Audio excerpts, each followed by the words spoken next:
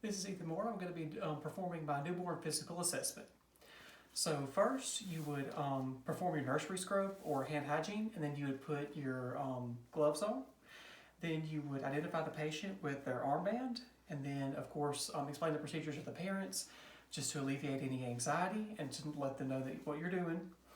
And then you would start by getting a set of vitals from the infant. So first, and another thing to remember is that of course, during the assessment, you'd want to keep them covered up as much as you could. But first, you'd start by getting vitals, and part of vitals is measuring the infant. So you would want to place a paper measuring tape from the very tip of the head to, you would want to straighten out their leg, make sure that it was flat, and measure to the heel. And that should be 18 to 22 inches long. Their weight should be anywhere from 5 pounds 8 ounces to 8 pounds 13 ounces. And then you would want to measure the circumference of the head, which should be 12.6 to 14.6 inches around. And then you would want to measure the chest, which should be 12 to 13 inches around. And then you can move on to respirations. So first you would observe the rise and fall of the chest. It should be 30 to 60 per minute. And then while you're observing the chest rise and fall, you'd want to be sure that it was symmetrical. And then you would want to listen to the breath sounds with your stethoscope. Normally you would have a neonate stethoscope, but Miss Long said we could use what we have. So like I said, it should be 30 to 60 per minute.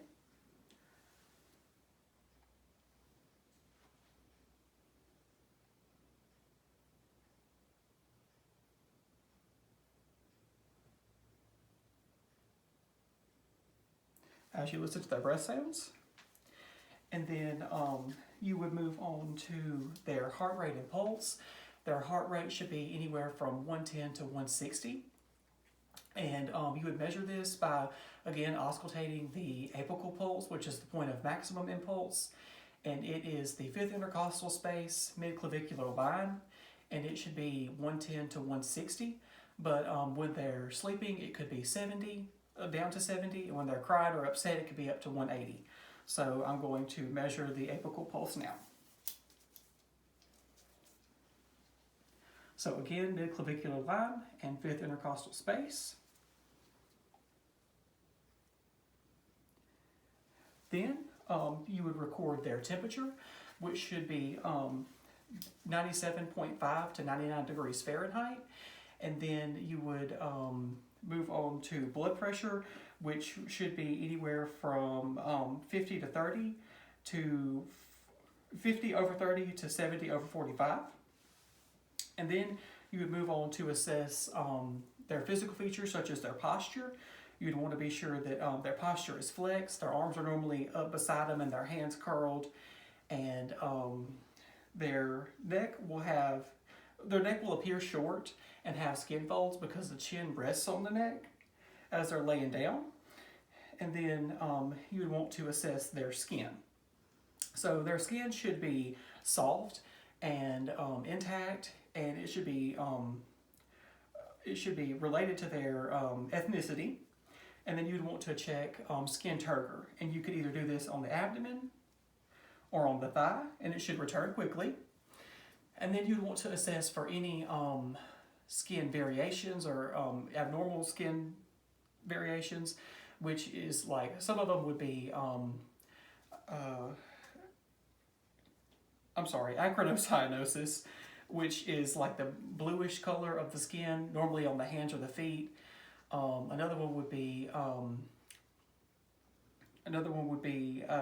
mottling, which is like a lacy pattern due to dilated blood vessels, or lanugo, which is like a fine hair covering on the back, and also any stork bites, which are just like red bites on the eyelids or forehead.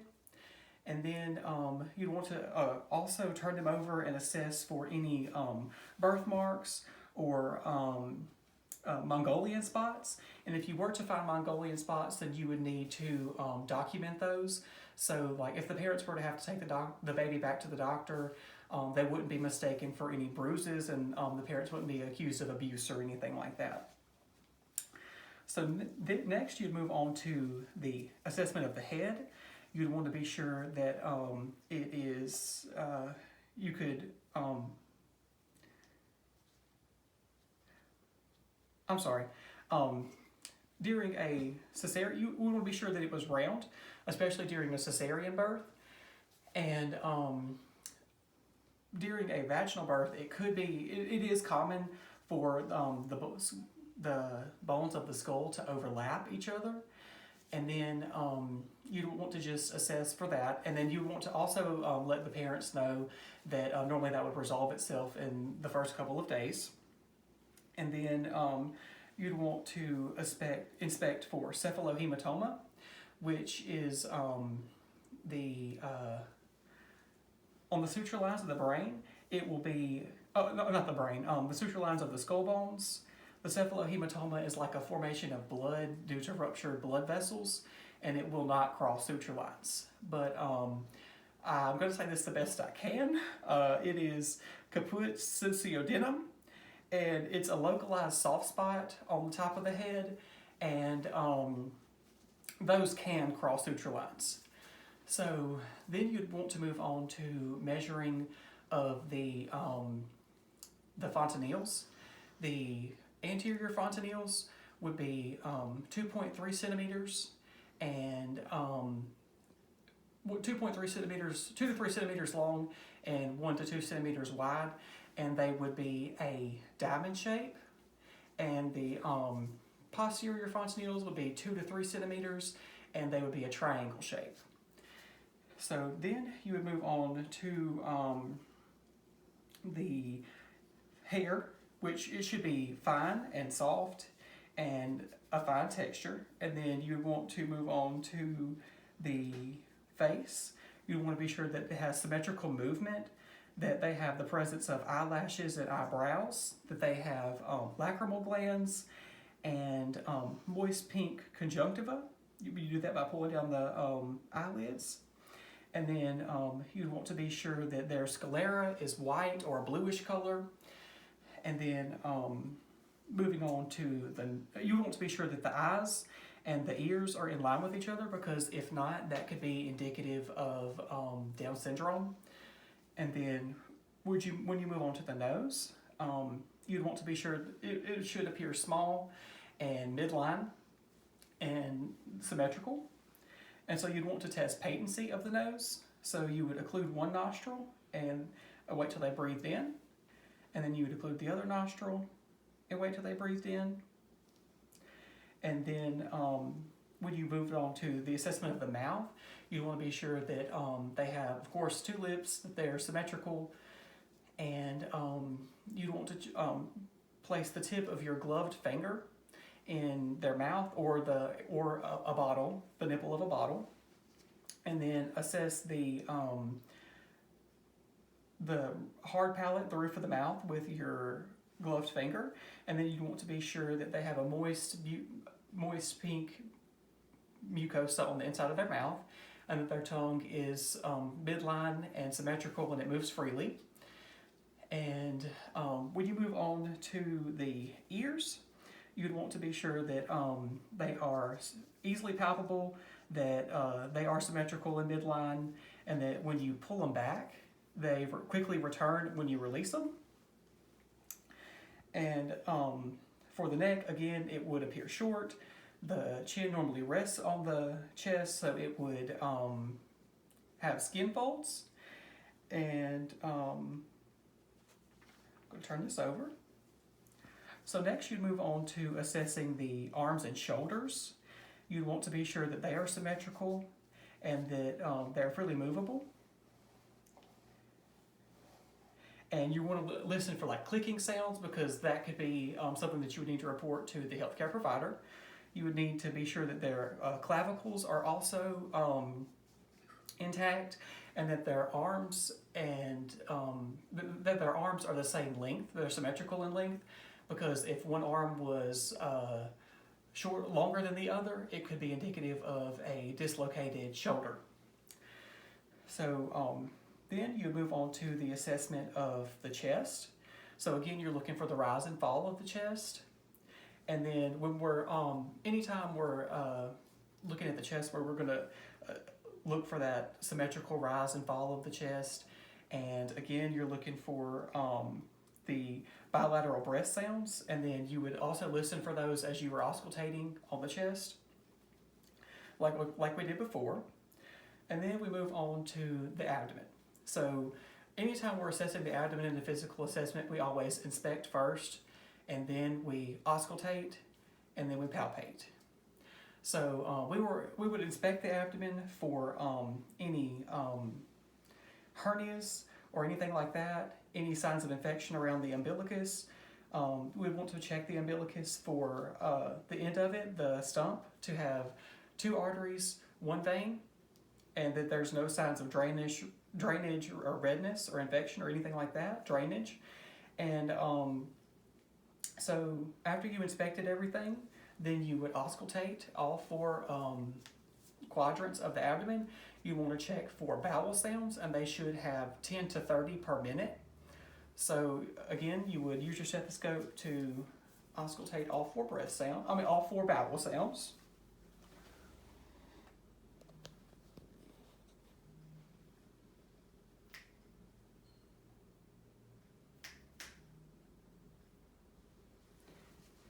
And if you didn't hear any, then you could assess, you would listen for a full minute. And now you would move on to palpation, and then you would palpate with 2 fingers in the same clockwise motion that you did the auscultation in. And you're checking for any hardened masses, you're checking for any tenderness or soft spots. So again, you would go with 2 fingers and palpate in that motion. And then, of course, like I said, you would, from here, you would assess the umbilicus, the stump, any signs of infection, and then you could test the femoral pulses here. Be sure that they're strong and bilateral. And then you would again cover up what you didn't need to expose. And then you would inspect the genitals. They should be clearly delineated, and you should note their first voiding. They should have their first voiding within 24 hours and their first bowel movement within 24 to 48 hours. So the male penis should be slender, and it should measure 2.5 centimeters across, 2.5 centimeters long and 1 centimeter across, and it'll appear slender. The foreskin will adhere to the glans penis, and as it should.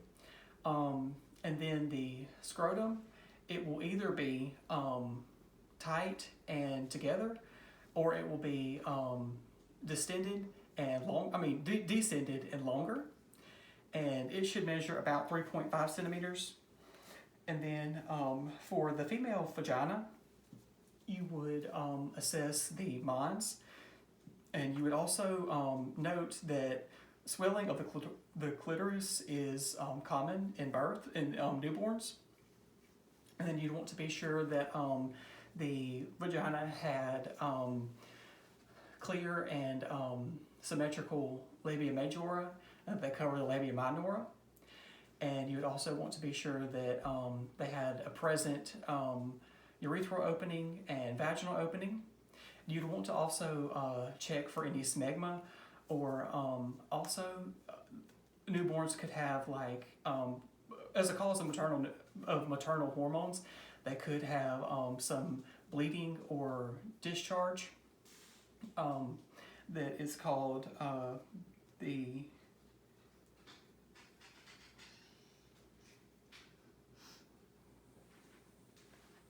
it's called the mucoidal discharge.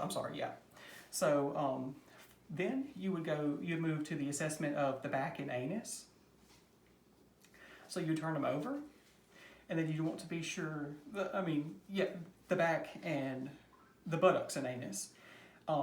You'd want to be sure that there are clear lines, the crease marks, because again, if they were not symmetrical, then that could be indicative of a dislocated hip. And then the anus, you'd want to be sure that it's intact, that there's no tears, skin tags, or lesions or anything like that. And then you would move on to, again, assess the extremities. You would want to, again, move the arms and legs both up and down, test their range of motion this way.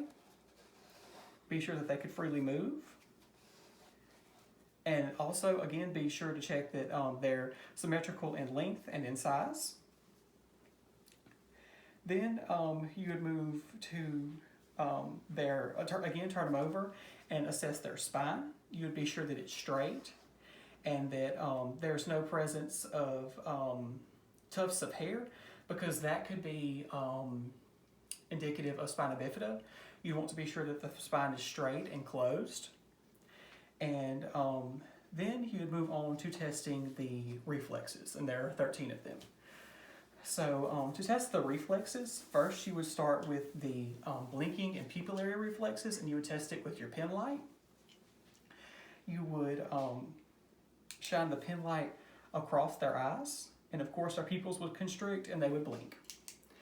Then you would test the rooting reflex. With your thumb or your finger, you could gently stimulate the cheek, and they should turn their head to the side that you stimulate. And then you can check the sucking and swallowing reflex, and you would use, again, your gloved hand and stick it just inside the mouth, and they would begin sucking or swallowing because it kind of simulates a nipple of the bottle or of a breast. And then you could test the Moro reflex, which is where you would like halfway pick them up and then lay them back down abruptly without dropping them. And in the Moro reflex, as you sit them down abruptly, their arms will extend and their fingers will curl in. And then as you sit them back down, their arms will lay down and their fingers will curl again. Then you could test the palmar grasp reflex, where you would push into the baby's palm with your finger, and they would flex their fingers around your finger. And then you could test the plantar grasp reflex, which is where you would push in on their foot, and their toes would curl around you. And then you could test the Babinski reflex, which is where you make a J on the bottom of their foot, and their toes would fan out from there. Then you would do the prone crawl reflex, which is where you would turn them over on a prone position, and then they would begin like a crawling motion. And then the stepping reflex is where you would hold them straight up, and they would begin to put one foot in front of the other like a stepping motion. All right. And then, of course, at the end of our assessment, you would always want to be sure to report any abnormalities to the healthcare provider and see where he would proceed from there. And then, of course, you want to cover the baby back up and explain everything to the parents and be sure that you leave them in a safe and comfortable position, and of course that you document everything.